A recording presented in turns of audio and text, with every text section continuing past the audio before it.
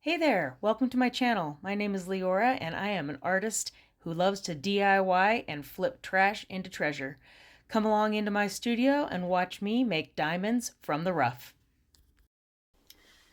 Alright guys, this is crunch time. I now have only 2 days to get my project done for the New Year New to Me challenge. I have to basically do this in one take because I don't have time for video editing. So stay tuned. I'm gonna go grab it and we're gonna get rolling. The Unique Antique Challenge is hosted by the Crafty Creech and DIYs by Dar.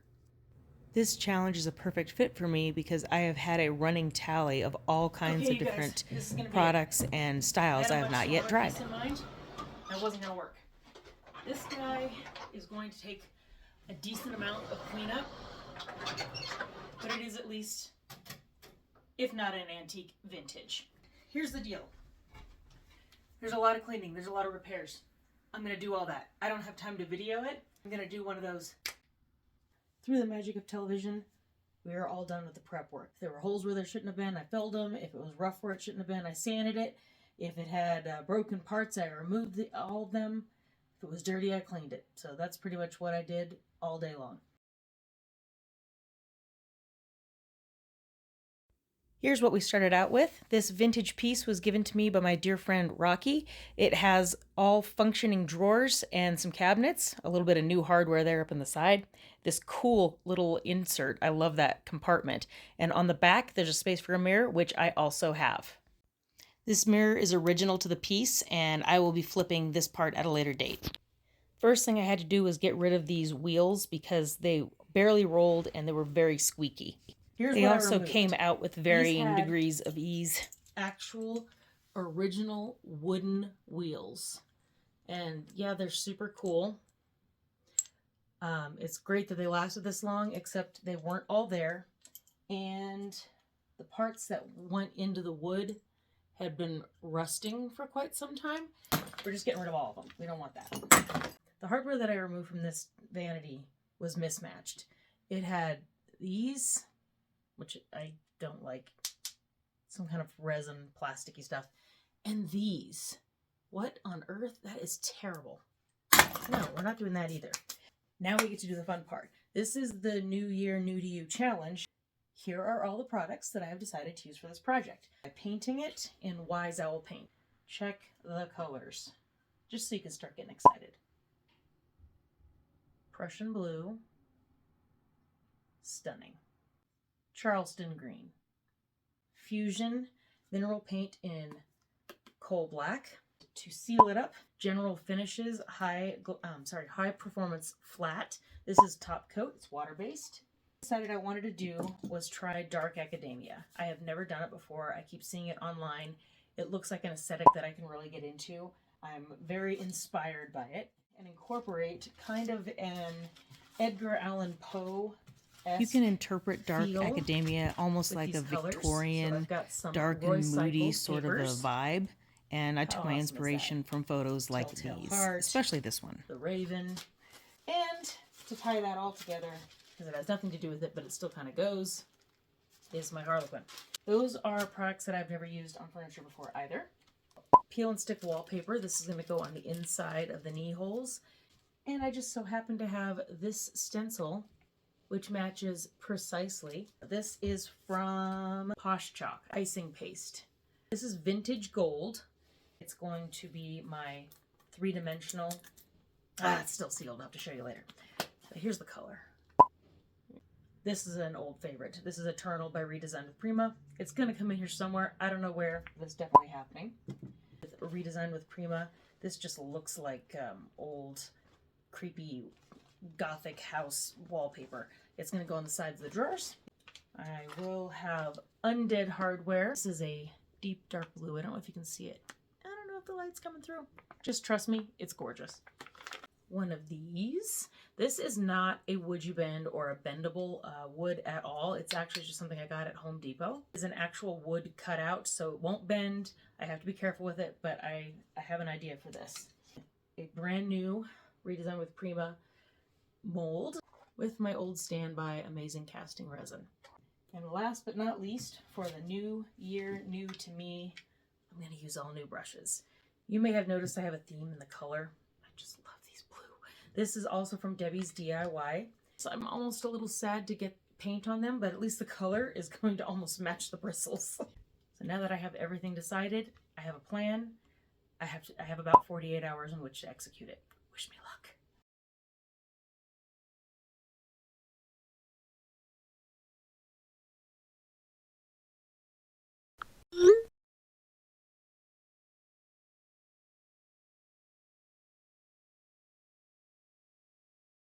If you've never made resin molds, the Amazing Casting Resin is a 2-part epoxy. You mix 1-to-1 ratio and then you just stir it for about 30 seconds and you can pour. Right here is the exact moment I realized that my table is not level. I did end up having to move the entire mold over to a flatter surface. And now we paint. While we literally watch paint dry, I will give a review of these brushes from my first impression. I used 4 different sizes and styles, and I can honestly say that these are going to be among my favorites. I love a full-bodied brush, and this one is super soft, really full, a ton of bristles, and it holds a bunch of paint. I obviously am getting a little bit of shedding because this is the first time I've ever used them and I should have washed them first, but as usual, I just jump right in. I will put a link in the description box of all the different products that I used, as well as a link to show you all the different videos from everyone who has joined up for this unique antique challenge from, again, the Crafty Creech and DIYs by Dar. While I was painting, I did get a visit from a handsome man, so it was nice to have somebody come in and just give me a little encouragement. There's my husband. Then it was back at it. I wanted to take the Charleston green and blend it with the Prussian blue while it was still wet. And on camera, it looks like it's vastly different, but in person, once it's completely dry, it truly just blends seamlessly from one color to the next. The Wise Owl paint is absolutely beautiful. The only thing that I would say is a little bit disconcerting is the color it goes on and the color it dries to are not necessarily the same. They are both beautiful, but they are not out of the bottle on the material and dried all the same color. So it makes it a little bit hard if you're trying to match an exact color. While I let the body of the vanity dry, I pulled out the wood applique and just started applying some of this black paint. And I was using the brush that has a pointy tip so I can get into all the little details. This is, again, not a wood you bend. It's just a plain old $2 or $3 applique that I picked up at a Home Depot or a Lowe's. And it's really pretty. I can't really fault it for anything. It's less expensive. The only problem I would have with this is if I wanted to go around a curved surface, it wouldn't work. But for my purposes, this is perfect and inexpensive. Right now, I am just getting on that coal black from Fusion Mineral Paint, and it's a really deep dark black. I only had to do 2 coats for complete opacity. It was already a really good coat on the first coat, but I wanted to make sure you couldn't see any of the light wood. Next up is the peel and stick wallpaper, and I could not believe how absolutely perfect this paper went with the paint that I have. Truly, I never made this plan when I bought these things, but it's like I bought it on purpose to match this paper. This is a little bit more, I'll say, challenging than I wanted it to be, but in all reality, it really was easy. The peel and stick is really the way to go. I much prefer that to any kind of a wallpaper paste or the self-adhesive where you have to get it wet and it turns into a gummy gel. It's terrible. This was only difficult because I had to crawl into and underneath this little knee hole space. Worth it though. Because I am on such a tight deadline to make the video turn-in date by the 14th, I am really doing a lot more than I normally would. I'm letting the body dry, I'm letting the applique dry, I made my molds, I papered the inside of the knee hole, and now I am putting a white or an off-white base coat that I don't care about. I don't care if it's neat. I don't care if it's too thin. I'm just trying to get a lighter color because this is where I'm going to put the decoupage papers. Once I let that thin coat of lighter paint dry, I use the General Finishes flat top coat, and I just layered on a very thick, liberal coat of the top coat, and that's going to be the glue for my decoupage paper. I wanted to be careful putting this down, but it is a fairly strong tissue paper. As long as you're gentle with it, you can pick it up and kind of tweak it a little bit. You just don't want to get carried away. I remembered almost none of the rules of decoupaging. I think I was a little punchy because this was about 1 a.m. I should have spritzed the paper with water before I laid it down. I'm only just now remembering to do it once I'd already laid it out. And then I will use a roller to make sure I get all of the little wrinkles out. It's important to remember you really can't put an entire page of decoupage down all at one time. You really have to do it part by part because it will dry out so fast. Once you have it in the place that you really want it to be, that's when you start using that same top coat and brushing from being folded up. The top. I want to make sure I get all that out before I the apply paper it. between the So sealer on the bottom, that's the glue, and the sealer on the top that actually will protect it. I learned that the hard way. But if you iron on the ink, it sticks to your iron. You flip it over, you can just kind of gently iron out the wrinkles before you apply your decoupage paper. I am on day 2 of the vanity project.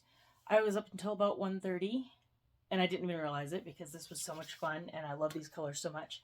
I already have 2 coats. I'm kind of brushing here and there with a 3rd coat of my blue moving into my Charleston green, and I attached this last night with Titebond. This is the wood version because this is wood on wood. I only use the Quick and Thick when it is like a plastic mold or an epoxy thing, and that's what I use for multi-surface. But wood to wood, I use the original Titebond premium wood glue. I clamped it on, and with a soft little artist brush when all the glue smooshed out, I got it wet and wiped away all the excess glue. So now it's nice and clean. It's solidly on there. And so I can remove the clamps.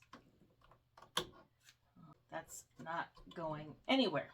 And it softened up this line. This is a super harsh design element. How about that? There we go. See the, here, this side.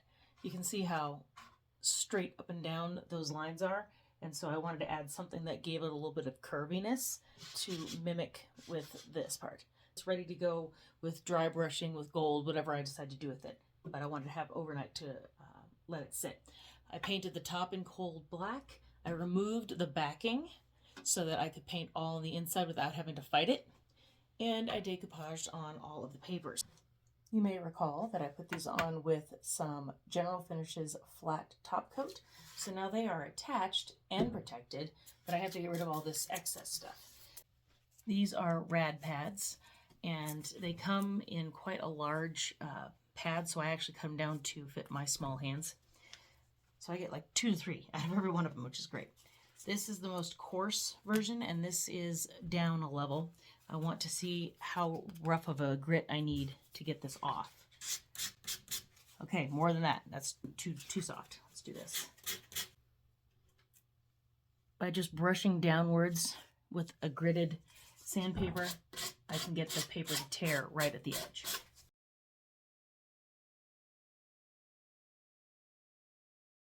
That worked, but I switched to a really low grit of a sanding block because this angle is really too gentle for me to easily use the more flexible rad pad.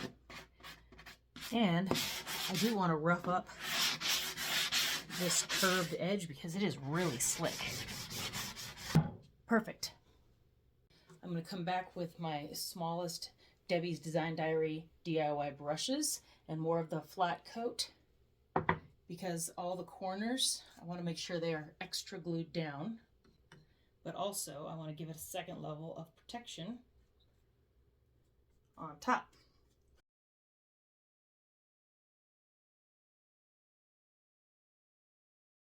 Last night I applied the paper on the inside, but this morning I decided I wanted to carry it all the way up. I wasn't quite sure what I wanted to do, but it was the middle of the night, so clearly decision making was not at my best.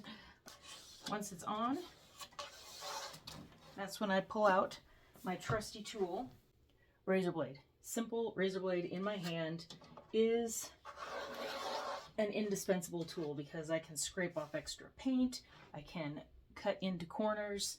I love this thing. Perfect. At this point, I am now going to just try and get a little bit of the detail work cleaned up, and that big fat brush that I absolutely love, it holds a ton of paint. So it's a little bit much for detail work. I'm going to be using a brush. It's called a cat's tongue, and it's because it feels and is shaped like a little cat's tongue.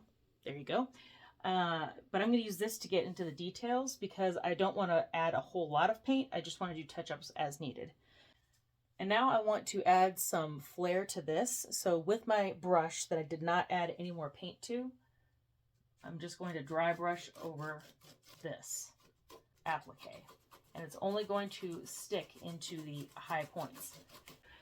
I am starving, so I'm going to go eat something. So now is the time to try and put on my appliques. I made these with the quick set resin last night. They're nice and hard now. If I was going to go around a corner or an edge or a curve, I would have taken it out while it was still soft and molded it around where I'm going. But I'm going on a flat surface, so I don't need to do that. The back of this is pretty slick. I'm using that same rough sandpaper block to just rough it up. I wanted to give this as much opportunity to stick as possible. I always put that rag right out of my reach. I'm back. Now that it's roughed up, wipe off the dust, and now I move on to the Titebond Quick and Thick. This is the one for multi-surface.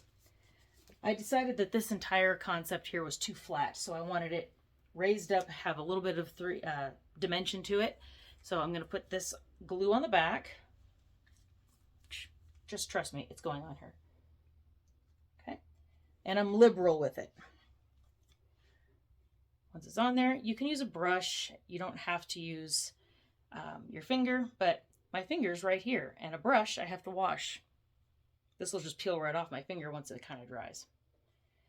I get it all the way out to the edges, and I'm not worried about if it smushes out, because if it smushes out, you can wipe it away. Like so. This is water-based. Super easy to clean up. I laid my entire dresser on its back because I don't want to have to worry about this sliding down. I'm going to eyeball this, and I think maybe dead center seems maybe a little on the nose, so I might just go up a bit. Depending on how perfect you want it to be, you can use measuring tape, 3 1/8. Now that I've got it basically where I want, use the lightest grip of painter's tape that they have, because I don't want it to peel off the paint that I just put on here. So I'm going to gently put it on and then push straight down. If you push really hard, it's going to slide. I also don't want to push the door on its hinges too much because I need to put a door stop back there that I don't have yet. I think a trip to Ace Hardware is in my future, but it's 4 below 0 and I don't want to go outside. So that's going to glue on pretty quick. The same thing that I did last night with the wooden applique, I can do right now with a softer painter's brush. Get it a little bit wet, and I can just brush away the glue so that it comes off and doesn't have to get scraped off later. Since a lot of these steps are repetitive, I'm just going to show you how I am stenciling the tops of the drawers with this icing paste from Redesign with Prima.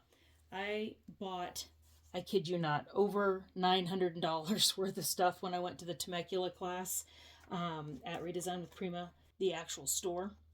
And I wanted everything in that place. And so I bought almost all of it. I have about 15 colors of this, but I've never used it. And I went to this last May. I should say I've never used it myself on my own idea. I went to the Redesign with Prima because I was attending a class put on by CC Restyled and the lady who runs or created Finnabear. I can't remember her name at the moment. I am not wasting any of this.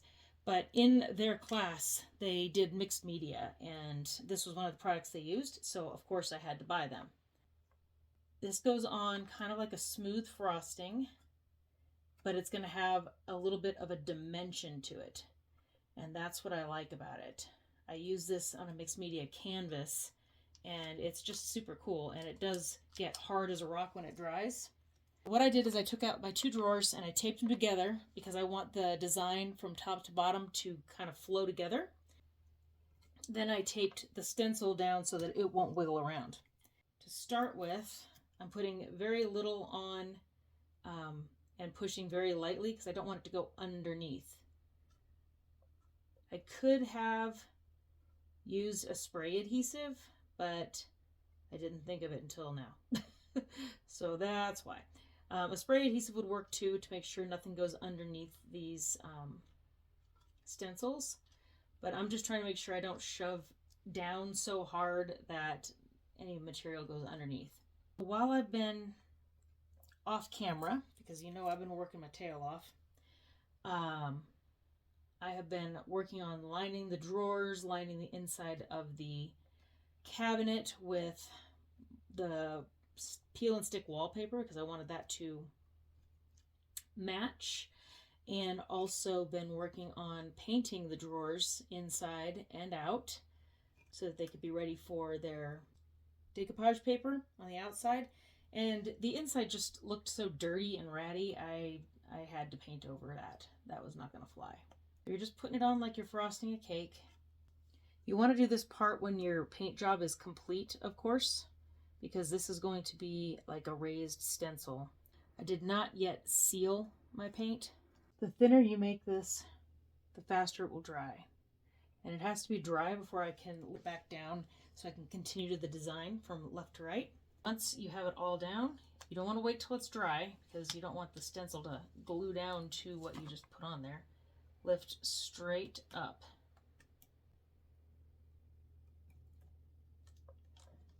Wow, that's a stunner. And you can wash the stencil.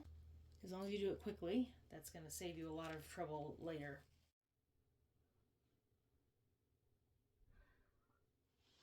I'm so tired.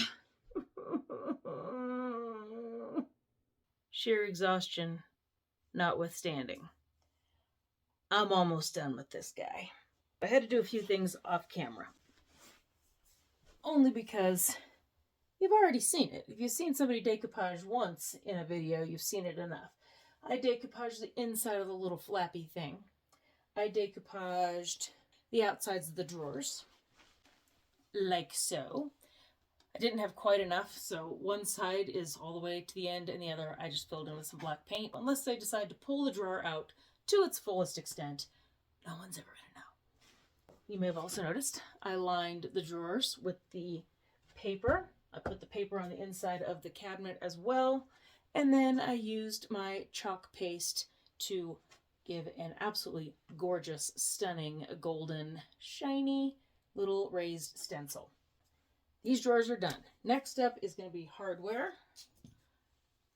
There's my absolutely stunning Undead Hardware Cobalt Drops. However, I don't like this color for this particular project, so I just used a little bit of my black paint and I painted over the metal. Bada bing, bada boom. Now they work. I'm going to put those on. And these glass drops, those are going to be on the doors because I didn't have enough of these. I am in the home stretch, y'all. I'm so tired. But this is gorgeous and I feel like it's worth it, if I do say so myself. The last steps that I wanted to do was take this brush. It's for regular like acrylic painting, but it is so incredibly soft. It's like a makeup brush. So I have some Eternal. Ooh, you can't even hardly see it. That lighting's so crazy. Trust me, there's gold paint right there. And on this very, very light brush, kind of like I am putting on makeup, I'm just getting a little bit of gold. And I'm brushing over these little detail pieces. So this black emblem, you really can't tell what's going on here. It's just a little bit of gold added to it. It immediately, oh, there it is, comes, it pops. And I'm in love. In love. I did the same thing on this emblem in the middle. When I was putting on the gold wax, there was a little bit too much on my brush. I'm going to remove these little stripy parts so I can go back with a lighter touch. I'm using Dixie Belle's Best Dang Wax in clear, and like Mr. Miyagi says, it's wax on, wax off. Wax will take off wax. Using just a rag or a shop cloth and a little bit of the clear wax, which is white in the can but is clear, just put a little bit on the rag, like so. You can just rub over the mistake. It will fade, fade, fade until it's either completely gone or you can just, get it to the level that you want. Problem solved. Take two. When you look at the brush, you can see there's not a glop. That's what made those little lines. But I did brush it in there very lightly. And so now I'm kind of doing like fingerprinting, where you're almost not even touching it, but just very, very, very, very lightly.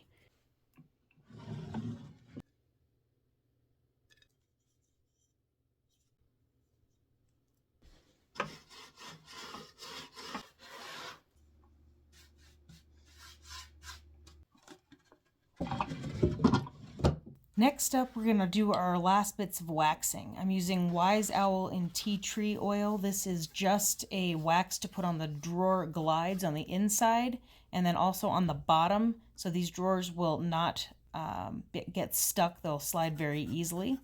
And then I used some brown wax from Dixie Belle, and after I daubed most of it off, I'm using my dedicated wax brush to just kind of age the edges. One of the final touches was these little details at the bottom. I used more of that Eternal and a very stiff brush and basically painted the wax in.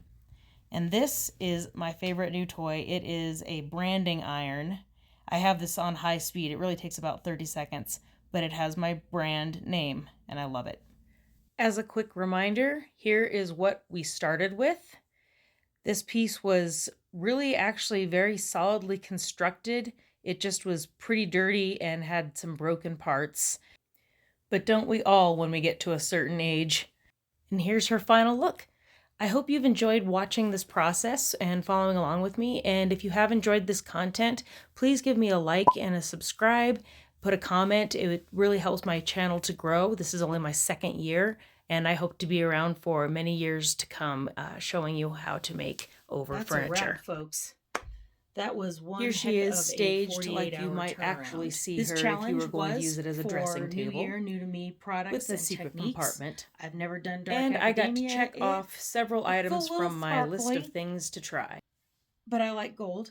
It would not be out of place in a sitting room or dressing room, and I think that I hit the mark on that, even if it is a little bit gold. Besides that, I wanted to talk about the products that I used and give you a little bit of a review.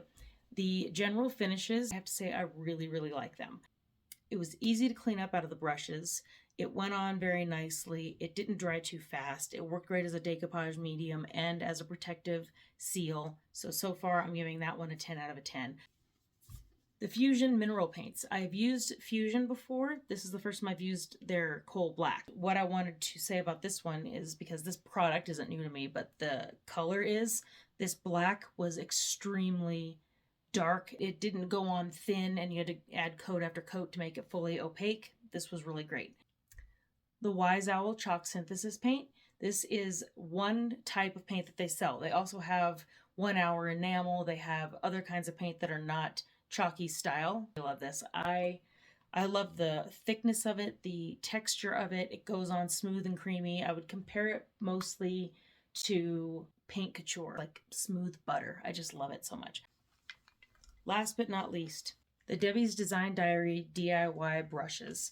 These worked like a champ. I washed these yesterday, and I have to say that they look almost like I never even used them. So cleaning up really well, that is a number one thing that I have to say is their best quality, besides being blue and pretty already. On another note, the feather. I'm going to need to watch some videos and learn exactly what this is good for, because I tried it as a top coat brush and I didn't like it much for that. I tried it as the brush to use for my lighter color base coat underneath the decoupage paper, and with the paint that was very watered down, it did work pretty well. I think this is not what this is for. I think it's for more of a light blending. So I'm going to have to use that for its intended purpose. The Perfectionist did exactly what I wanted it to do. This extra pointy tip, I could get just the barest little bit of paint on and just kind of go around details. I really like that one. The Little Dipper, so named because it can fit into your small jars like this.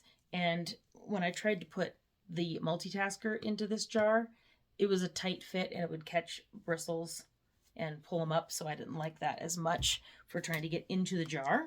If I was intelligent, I would put my paint onto another plate or a small bowl instead of dipping out of the jars, but I didn't have time for that. So multitasker, tons of bristles, super soft, cleans up well. Little Dipper, this worked pretty well for putting on top coat as a glue, but I shouldn't have used it for putting top coat on over the whole thing because it just doesn't cover enough space. I should have used something like this, or better yet, a sponge. So those are the things that I learned. Thank you once again to Crystal from the Crafty Creech and to DIYs by Dar for hosting this unique antique challenge that was New Year, New to You. I appreciate the participation that I was allowed to have, and if you check the description box below, you will see the link to the playlist of everyone else who participated in this New Year's challenge.